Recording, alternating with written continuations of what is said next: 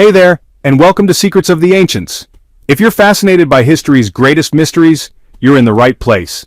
Don't forget to follow us to catch this episode and all our future deep dives into the past. And, if you enjoy what you see, please support us by subscribing, liking, and leaving a comment with your thoughts or questions. We'd love to hear from you. Go on, give us a follow, will you? It helps keep these stories alive, and you won't want to miss what's coming up next. Thanks so much for tuning in and being part of our journey. Remember to stick around for more secrets, and be sure to subscribe, like, and comment to stay connected with Secrets of the Ancients. Over the years, we've discovered countless ancient inventions that still remain unsolved mysteries to this day. For example, you might be surprised to learn that people in the distant past actually had nanotechnology. They also invented an early version of the seismograph hundreds of years before modern humans developed anything similar. Not only that, but they were familiar with flying machines and even napalm. All of these inventions were truly remarkable and continue to baffle modern experts. In this video, we're going to look at some of the most astonishing ancient inventions and artifacts that remain shrouded in mystery even now. First up, the living stones of Sacsayhuaman. The massive fortress complex of Sacsayhuaman sits on the outskirts of Cusco, Peru. Built by the Inca in the 15th century using dry stone wall techniques, it might not look extraordinary at first glance.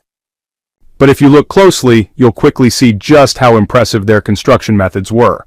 The stone walls were made from gigantic rocks, some weighing up to 200 tons. Each stone was carefully shaped and stacked with incredible precision to fit perfectly together, making it almost impossible to believe, especially given the technological limitations of their time. Experts estimate that it took over 20,000 workers just to extract these stones from nearby quarries and move them roughly 20 kilometers up into the hills around Cusco. Some suggest that the Inca spent countless hours carefully grinding and shaping each stone until it matched exactly what they needed.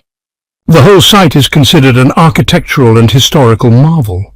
Despite years of research and countless attempts to figure out how the Inca managed to cut and fit these massive stones so perfectly, the answer remains a mystery. Number 2. The ruins of the Yangshan Quarry. About 20 kilometers east of Nanjing, China, on the slopes of Yunmen Mountain, lies the Yangshan Quarry, one of the most mysterious places in China, famous for its massive stone blocks. In 1405 AD, the son of the Ming Emperor ordered the construction of a huge memorial stele for the Ming Shaoling Mausoleum. They chose enormous stones from this quarry for the project. But during the cutting and transport process, workers realized the stones were so huge that it was physically impossible to complete the monument. In the end, the project was abandoned, leaving behind giant rocks still marked with unfinished cuts. What puzzles archaeologists to this day is how people back then even thought it was possible to cut and move stone blocks over 70 meters long and weighing more than 30,000 tons. For comparison, the largest known moved stone in history, the Thunderstone in Russia, weighs only about 1,250 tons. Even though the stele project failed, a huge number of massive stones were still removed from the quarry. No one really knows exactly how the people of that era managed to do it. Some speculate that they might have used something out of the ordinary. What's especially strange is that despite the ancient Chinese being known for meticulous record-keeping, there's almost no documentation left about this unfinished and mysterious project. Third, the disc that might be an ancient typewriter. This carefully crafted clay artifact, known as the Phaistos Disc, dates back to around 4,000 years ago, in the Middle or Late Minoan Bronze Age. It was discovered in 1908 at the Minoan Palace of Phaistos and has fascinated researchers ever since. The process of making it is still a mystery. Experts believe the ancient makers used stamps or metal molds to press symbols into the clay surface. After stamping the designs, the disc was fired at very high heat, fusing the symbols into the clay. This was extremely unusual for its time and wasn't seen again for about 600 years, suggesting the disc was way ahead of its era. Each symbol on the disc was stamped individually, meaning over 200 different metal molds had to be created. This led researchers to think that there must have been other similar discs, but none have been found so far. Plus, no metal molds with these strange symbols have been discovered at the site either. Experts still don't really know what the disc was for. Some think it was an ancient typewriter, while others believe it held a song, poem, or ritual text. The only thing we know for sure is that it was created in Crete and written in a version of the ancient Minoan language dating back to around 1850 to 1550 BC, but it may be a very long time before we finally crack the true meaning hidden behind those mysterious symbols. There's no doubt that India was home to some of the greatest minds in history. For example, the mathematician Aryabhata was the first to use zero as a symbol, and the inventor Ajay Bhatt created the USB port we all use today. But did you know that perhaps the most astonishing ancient Indian invention was the flying machines known as Vimana? These were often described as flying chariots, but sometimes they were even imagined as floating palaces in the sky. They're frequently mentioned in Sanskrit epics and ancient Hindu texts, which tell stories of gods using these mysterious aircraft to battle forces of evil. These flying machines were said to have all kinds of special features, and their pilots supposedly needed expert knowledge to operate them. Some texts even include surprisingly detailed instructions for flying. There are descriptions of Vimanas capable of moving at incredible speeds for short bursts and even launching deadly attacks. Some were said to have audio tracking devices that let the pilot target and destroy enemy aircraft. None of these ancient flying machines have ever been found, leading many to believe that perhaps ancient Indians came into contact with beings who possessed technology far more advanced than their own. Maybe aliens, or even time travelers. Number 5. The magical Sunstone. The Vikings weren't just famous as fierce warriors, they were also exceptional sailors. Researchers recently discovered that Vikings might have used a mysterious stone to locate the sun's position, even when it was cloudy or dark. This stone, known in Old Norse legends as the Sunstone, was long thought to be nothing more than myth.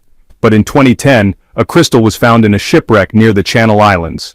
This sunstone was made of calcite, a mineral that can detect the direction of sunlight even through clouds or fog.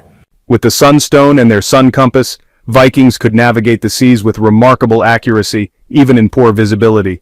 Today, scientists can explain how this works, but to people of the past, the sunstone must have seemed truly magical. Number 6. The lost treasure of Greek fire. Greek fire was one of the most terrifying and destructive weapons ever invented, a secret incendiary compound known only to a select few.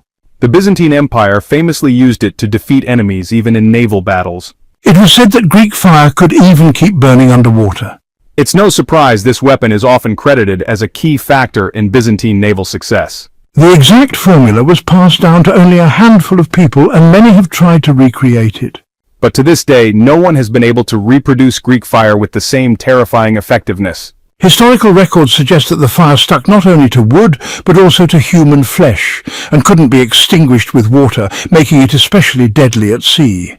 Even though their enemies managed to learn a few of its ingredients, they still couldn't replicate it precisely. Researchers today think the secret ingredient might have been a type of petroleum liquid.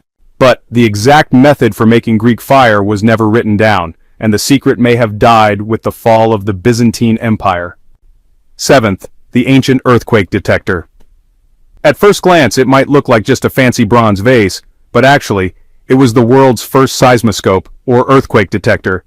This invention was the brainchild of Zhang Heng, a brilliant Chinese astronomer, mathematician, and engineer.